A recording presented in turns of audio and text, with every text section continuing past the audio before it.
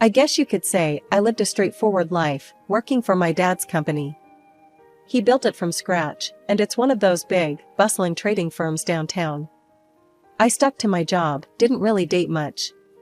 Most evenings were simple, me and Jess, my best friend since high school, hanging out. Jess? She's a whirlwind, always with a new guy on her arm. I lost count a long time ago.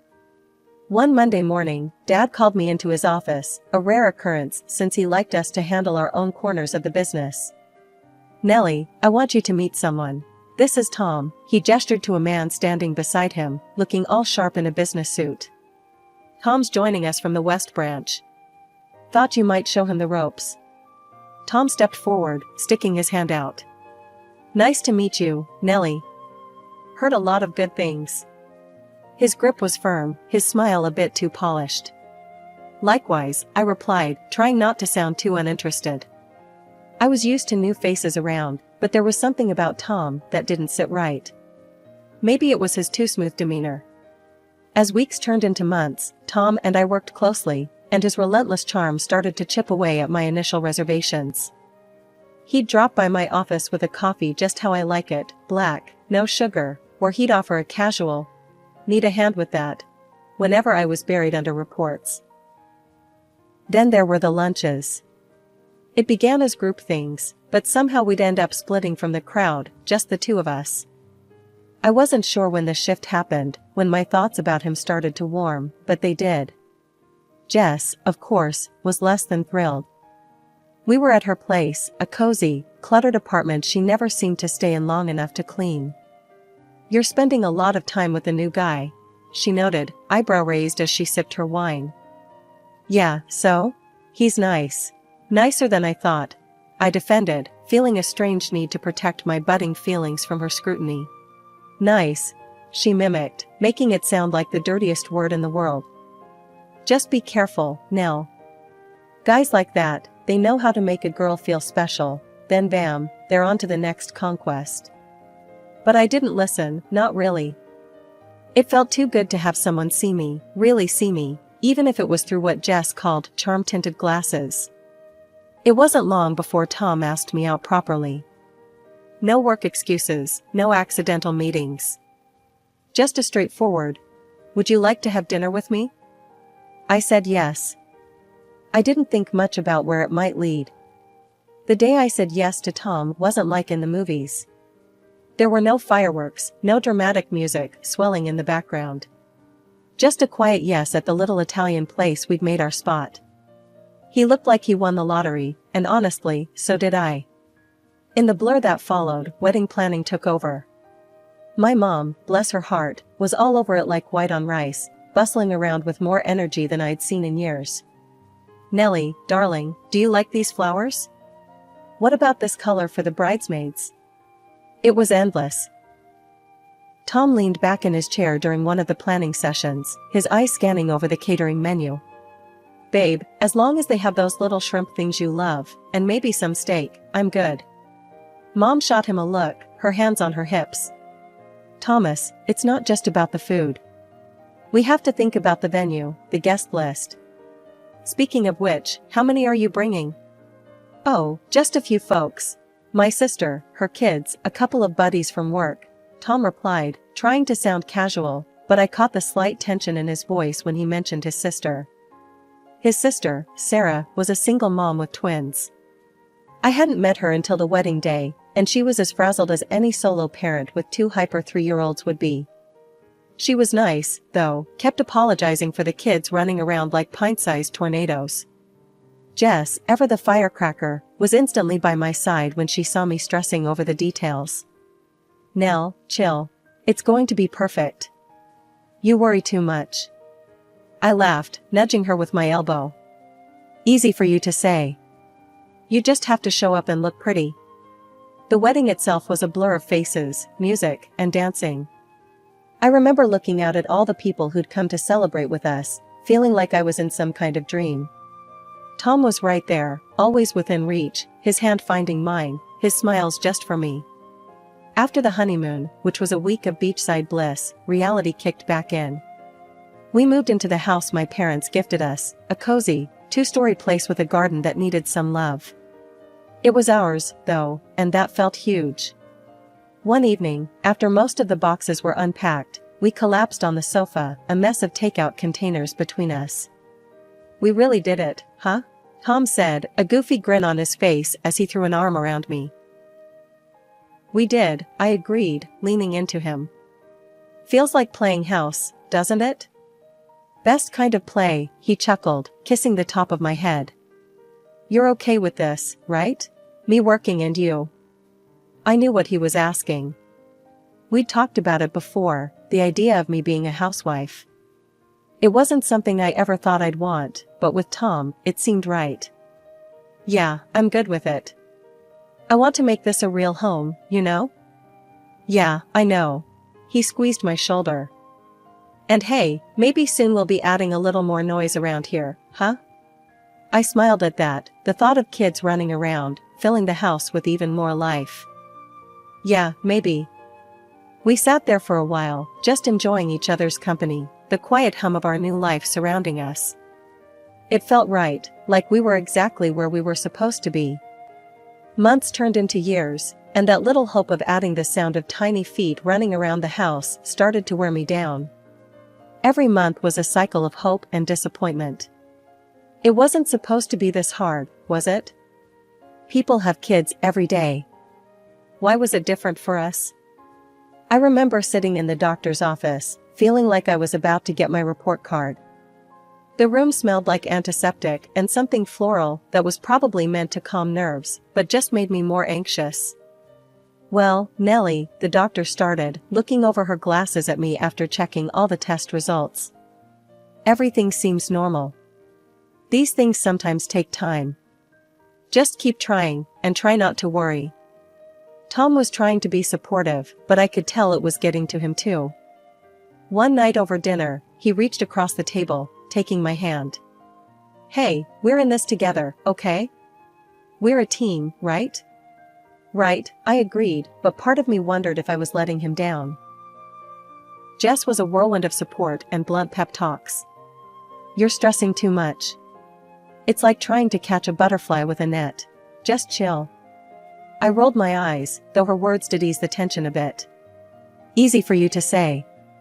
You're not the one going through it." She waved a dismissive hand. "True. But I see you, all wound up all the time. It's not gonna help you get pregnant." The conversation shifted when Jess dropped her own bombshell a few weeks later. We were at a cafe, the smell of coffee strong in the air. She had that look, like she was sitting on a secret. Finally, she blurted it out, her eyes gleaming. "I'm pregnant." For a moment, everything stopped.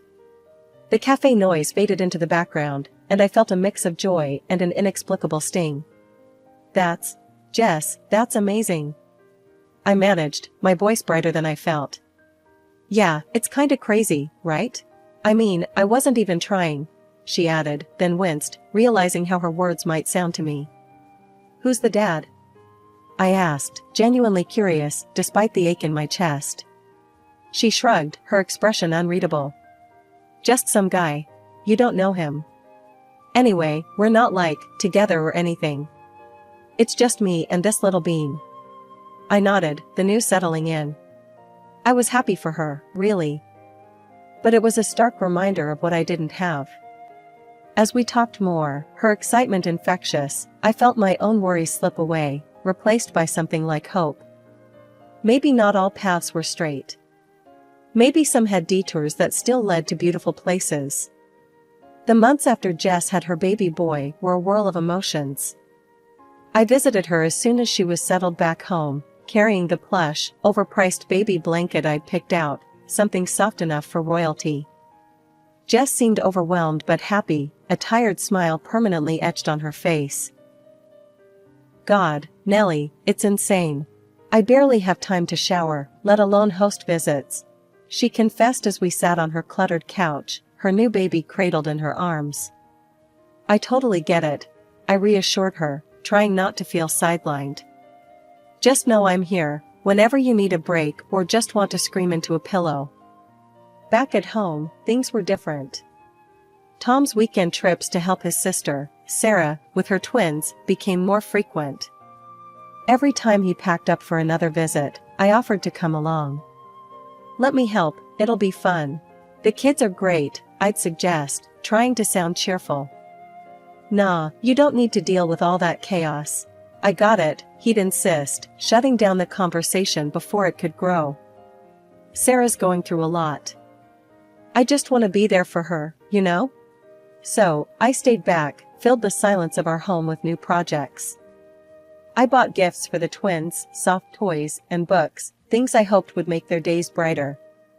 "Give these to the kids," I'd tell Tom, handing over the brightly wrapped packages. "Sure thing, babe.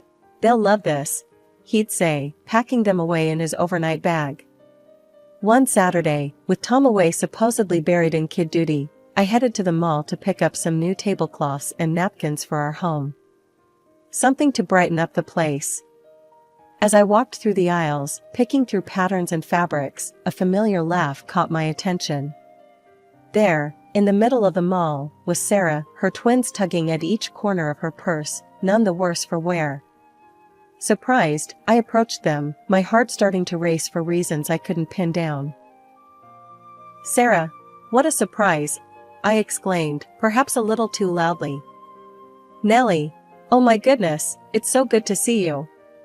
Sarah beamed, herding her kids closer. "We're just picking up some school supplies."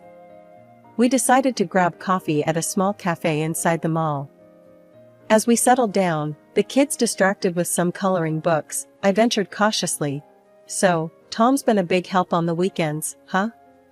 Sarah's face clouded with confusion. "Tom? Oh, he hasn't been over in months. Things have been crazy, and he's busy, you know. We mostly just text." Her words hit me like a slap. "Oh, but he's there now, right? Helping out?" My voice was thin, hopeful. "No, haven't seen him." "Is everything okay, Nellie?" Sarah's concern was genuine, but it only twisted the knife deeper. I nodded, pasting on a smile. "Yeah, all good. Must have misunderstood his plans." We chatted a bit longer, but I barely heard her. My mind was racing, piecing together the lies. He wasn't with his sister. He hadn't been for a long time. Where was he? What was he doing? The drive home was a blur. I kept telling myself to breathe, to not let panic take over. But inside, my world was crumbling. The trust I'd had, the life we'd built, it all felt like a house of cards, ready to topple at the slightest touch. The house was too quiet, the silence echoing off the walls like a bad omen. I needed answers. I needed to know if my instincts, now screaming betrayal, were right. Tom's office was at the end of the hallway, a space where he spent his evenings working, or so he said. I walked over to his desk, my hands slightly trembling as I contemplated where to start looking. His laptop sat there, closed but not asleep, its power light pulsing softly. I opened the laptop, hesitating for a moment before I typed in the password. He'd told me once, carelessly, not thinking I'd ever have a reason to use it. The screen lit up, revealing his cluttered desktop filled with folders and documents. I didn't know what I was looking for exactly. Maybe a receipt, an email, anything that could explain the sinking feeling in my gut. I clicked through folders, finding nothing but work files and boring reports. My hope was dwindling, replaced by frustration and a growing sense of foolishness. Maybe I was overreacting. But then, I noticed a folder tucked away at the bottom of the screen, labeled simply Miscellaneous. It was a strange place for such a folder, hidden among spreadsheets and business plans. Curiosity piqued, I opened it. There were photos. My breath caught as I clicked on the first image. It was Tom, and there, far too close, was Jess. A passionate, intimate kiss that you don't share with just anyone. And in another, he was holding her baby, looking down at him with a tenderness he'd never shown even in our talks of having our own. I felt cold, frozen in place as the truth settled in. My husband was cheating on me. With Jess. The world seemed to tilt, a vertigo of betrayal spinning me around. I needed to hear his voice, needed to know what he'd say. Shaking, I grabbed my phone and dialed his number. He picked up almost immediately. "Hey, babe."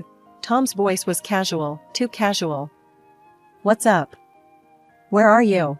I managed to say, my voice steady, despite the turmoil inside. "Oh, just at Sarah's. Helping her with the kids. You know how it is," he replied smoothly. A child's scream cut through the background, lending credence to his lie. The rest of the weekend passed in a blur. When Tom came home, he was the picture of a loving husband, oblivious to the storm raging inside me. I acted the part of the none the wiser wife, but inside, I was reeling, planning, thinking of my next steps. By Monday, I had made up my mind. I called a private detective, a number given by a friend who had gone through something similar. We met at a coffee shop, a public place where I could keep my composure. "I need to know everything," I told him, my voice low. "Can you do that?" He nodded, his expression grave. "It'll take a couple of weeks. I'll get you everything you need to know." I went home to play the part of the trusting wife a little longer, the weight of my secret knowledge pressing down on me like a physical burden. 2 agonizing weeks of playing the doting wife finally culminated on a crisp Saturday morning. Tom had left early, his bag packed for another weekend at his sister's. I was nursing a lukewarm cup of coffee when the call came. It was the detective, his voice low and even. "I have the results," he said. "Can we meet? There's a cafe downtown, quiet enough for a conversation." "See you there," I said, already heading upstairs to get dressed. The drive to the cafe was a blur, my mind racing through 1,000 scenarios. What would the evidence show? Was there a chance, any chance at all, that I was wrong about Tom? Those hopes were dashed the moment the detective laid the photographs on the table between us. There was Tom and Jess, not just together, but intimate, affectionate. The detective's voice was a steady stream, but I only caught pieces, lost in the visual proof of betrayal. "And here are the invoices," he was saying, sliding another batch of papers across to me. "About 35,000 in total. All paid to cover medical expenses for the delivery. His name is on the receipts." Back home, I went straight to our bedroom. The closet was full of Tom's clothes, his scent, his presence. With a grim determination, I pulled out suitcases and began packing. Every shirt, every pair of jeans, every sock, I removed them from my life with a meticulousness that was almost surgical. Once everything was packed, I called a courier service. "I have a few items that need immediate delivery," I told them, my voice flat. The address I gave was Jess's. With his belongings gone, my next step was to secure my sanctuary. I called a locksmith, and had all the locks in the house changed. No trace of Tom was left accessible, not even a way in. Feeling both emptied and resolute, I drove to my parents' house. My mother opened the door, her expression turning from surprise to concern in an instant. "Mom, I need to talk to both of you," I said as I walked in, my father appearing in the hallway behind her. In the living room, I laid everything out, the photos, the receipts, the betrayal. My father's face grew dark with each revelation, his disappointment palpable. "You need to divorce him, Nellie," he said, his voice firm. "He's not the man we thought he was." "I've already started the process," I replied, pulling out the divorce papers from my bag. I needed you to know." Mom reached out, her hand covering mine. "We're here for you, darling. Whatever you need." That evening, as the sky darkened and a quiet settled over my parents' home, my phone began to light up relentlessly. First, it was Tom, his calls coming in one after another. When I didn't answer, the buzzing switched to texts. "Babe, why is the door locked? My key won't work. What's going on?" I stared at the screen, feeling a hollow satisfaction in ignoring him. Then Jess started calling. I didn't need to pick up to know why. Confusion, betrayal, a messy mix of emotions that I no longer cared to understand. It was late when I heard the car pull up. The sound of a door slamming was followed by urgent footsteps up the driveway. Tom didn't bother to knock, he burst through the front door, his face flushed with anger and confusion. "What's this about, Nellie? Why are my things at Jess's? Why can't I get into my own house?" His voice was loud, too loud, filling the space with a palpable tension. I was sitting in the living room with my parents. I stood slowly, meeting his gaze with a calm I didn't feel. "How do you know your things are with Jess? Weren't you supposed to be at your sister's all weekend?" Tom's face went pale, his eyes darting around as if looking for an exit or an excuse. He opened his mouth to respond, but nothing came out. Dad stood up, his presence commanding. "You've been lying, Tom. To my daughter, to all of us. I trusted you, thought of you as a son, even wanted to make you a successor to my business." Tom's eyes widened, realizing the gravity of his situation. "I can explain." "What?" "Explain how you planned to take half of what I built. How you were using my daughter." "We know everything, Tom. The detective provided recordings of your conversations with Jess. Planning your future with her, at the expense of your marriage." Tom sank to his knees, his hands clasped in front of him. "Nellie, please, I'm sorry. It meant nothing, I swear. It was just a mistake." I felt my mom's hand on my shoulder, her touch reassuring. I looked down at the man I had once loved, now just a stranger groveling on my parents' floor. "Just a mistake that costs $35,000 and a betrayal?" I asked, the disgust in my voice clear. "You're not sorry you did it. You're sorry you got caught." Reaching into the folder I had brought with me, I pulled out the divorce papers, holding them out to him. "Here. I want you out of my life, for good." Tom reached for the papers, his hand shaking. He stood, the fight gone from him, his shoulders slumped in defeat. Before he could leave, Dad stepped forward, his voice booming. "And you're fired, Tom. I'll have my lawyer contact you about the financial repercussions of your actions." A few days after the confrontation with Tom, I was sitting in the quiet of my new morning routine when my phone rang. The screen flashed Jess's name, and for a moment, I considered not answering. But I needed to face this part of my past too, if I was ever going to move forward. "What's this about a lawsuit, Nellie?" Jess's voice was sharp, tinged with disbelief as soon as I picked up. "Yes, I filed for financial compensation. For the betrayal," I replied, my voice steady despite the churn of emotions. "You can't be serious," she exclaimed. "Nellie, come on, can't we talk about this? You know I've always been here for you." "Here for me? Jess, you betrayed me at the deepest level. Talking isn't going to change what you did," I said, feeling a bitter edge creep into my words. As silence filled the brief gap, I heard her breathe heavily. "I always knew it," she finally hissed. "You think you're so perfect with your perfect little life. I was always in your shadow, always the second choice to every guy. You have everything, and I have nothing.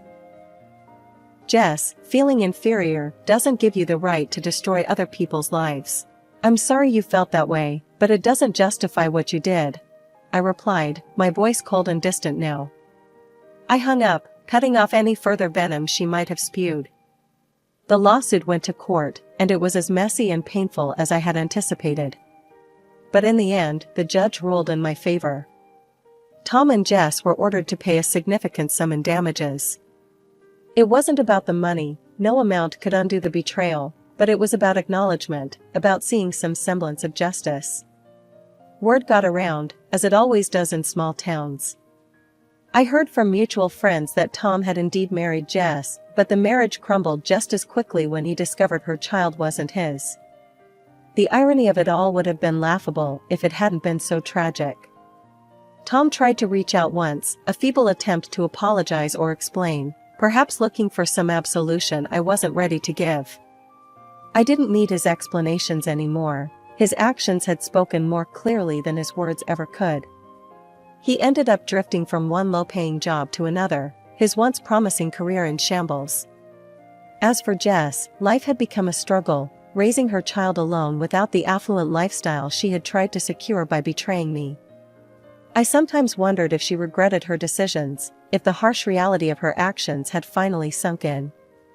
Through it all, I learned about resilience. I learned that the foundations you build in your life, the people you choose to trust, and the decisions you make, both good and bad, shape the path you walk. I was rebuilding mine, with each day bringing a little more strength, a little more hope,